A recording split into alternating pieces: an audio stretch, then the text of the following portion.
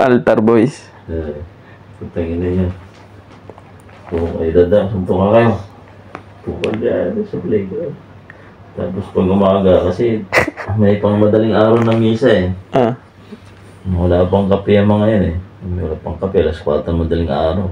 May preparation na kami yan.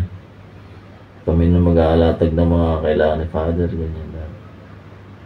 Bago kami maglatag doon, maga kami simbahan. Pinagtitimpla ko ng kape mga yun. Tapos ginagawa namin pandesal yung ostya ni Father. Yung ostya si Father na malaki. Yung tinataas yung gano'n. Ako lang may susi nun eh. Mukha kang pandesal lang. Sawa-sawa.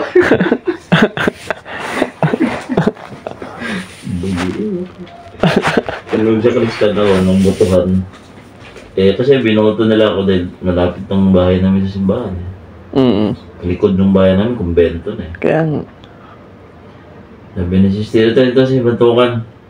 At least dito nakikita niya yung mga ano dito, activity ko. Pinominate natin to, kaya ako yung binoto. Tapos pagkatapos ng nomination, doon pala napansin ni Sister na may hikaw ako. Hihikaw ka pala eh. Nanalo ka lang presidente. Ayaw ko makatay hikaw mo. Pinatanggal ni Sister. Nalanganin ako dito kay Batukan ah. Ngayon ko lang napansin, may hikaw pala to ah. Hindi siya nagkamali. Nalanganin talaga. Kasi yung altar boy na hindi nagiinom, sabi ko pagtripan natin yan. Hating gabi na kami no kasi pinatulog ko namin sila Father. Sa office seminary, saan laki yun? Nakatakot. May bata pa ako na yung matatakotin pa eh. Ginawa namin. Rin natulog na kami. Kasi may bukod na kwarto yun eh. Doon kami nag-inom sa kwarto. Doon siya sa may pinaka hallway. May blackboard doon malayo. Tinalian namin ng tansi. Yung blackboard. Rin natulog na kami. Mga mag-isang oras na, matulog na siya. Hinila-hila namin, matagay kami. Hinila-hila namin yung blackboard sa malayo. Hindi maingay yun kasi yung blackboard na din tayo. Kakalis-kalis. Tug-tug. Nagising siya. Yun! Yung boses.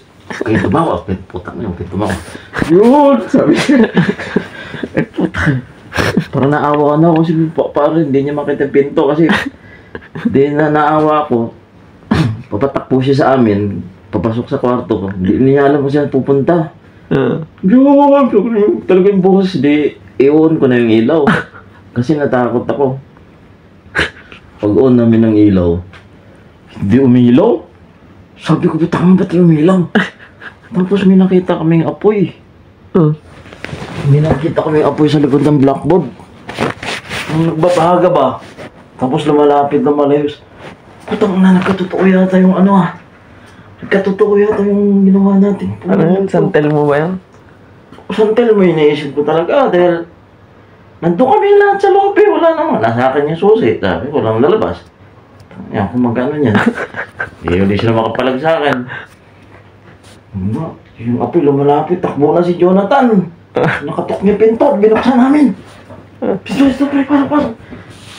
Ay, amulto ko, sabi niya yung blackboard gumagalaw, sabi niya may apoy doon! Nagtagulo, sabi ko, putang ano yun. Nawala yung apoy, sabi ko, apoy ba talaga? Apoy pa rin, sabi niya apoy, nakita ko apoy. Tatakot siya, sabi ko, tatakot din ako, sabi ko. Doon, sabi ko, sa totoo lang, niloloko ka lang namin. Ito may tansi, inihila na yung blackboard. Di pa rin ano yung apoy. Hindi namin alam, sabi ko, puta kaya natatakot din kami. Tapos sinoon namin ilaw, ayaw mag-on. Di natakot na kami lahat, sabi ko. Tika lang, sabi ko. Naisip namin, yung isang sakristan kasi doon,